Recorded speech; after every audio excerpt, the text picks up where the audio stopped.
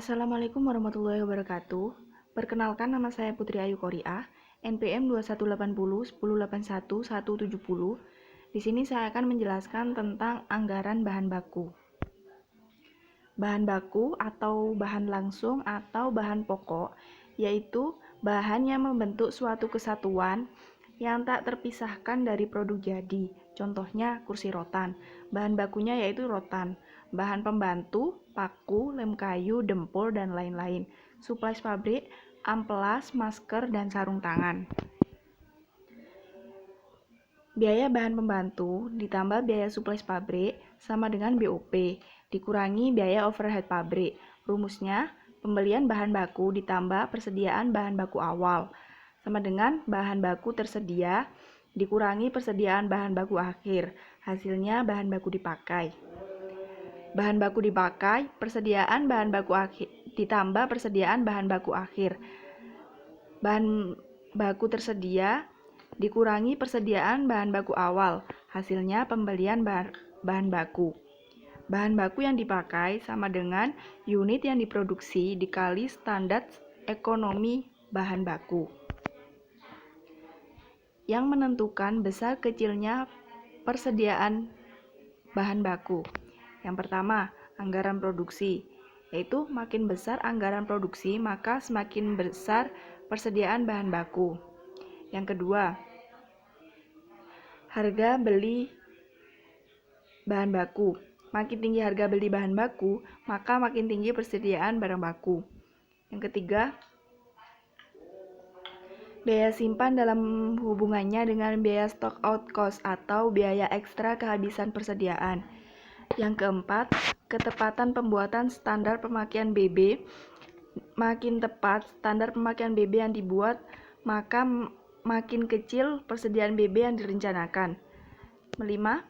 Jumlah BB tiap kali pesan jumlahnya besar, maka persediaan BB yang direncanakan juga besar.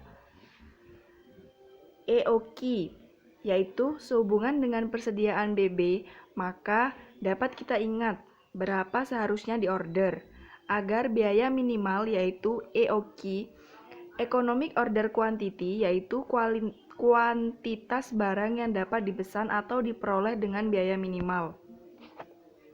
Syarat EOQ, yang pertama, kebutuhan barang relatif stabil sepanjang tahun atau periode. Yang kedua, harga beli bahan per unit konstan sepanjang periode. Yang ketiga, setiap saat bahan yang diperlukan selalu tersedia di pasar. Yang keempat, bahan yang dipesan tidak terikat dengan bahan yang lain. Safety stock, yaitu persediaan inti bahan yang harus dipertahankan untuk menjamin kelangsungan usaha. Tidak boleh dipakai kecuali darurat, misalnya bencana alam, alat pengangkut bahan, kecelakaan, bahan yang dipasarkan kosong. Safety stock termasuk aktiva tidak lancar.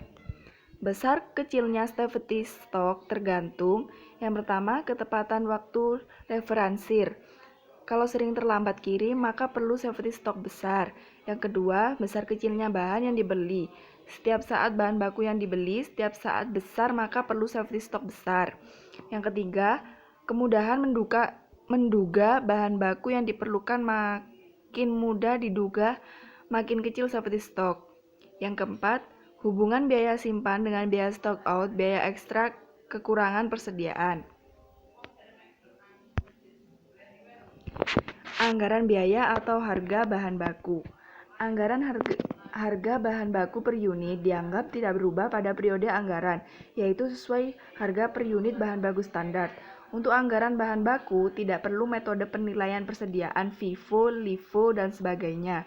Sebab metode tersebut hubungannya dengan penentuan harga pokok per unit PB.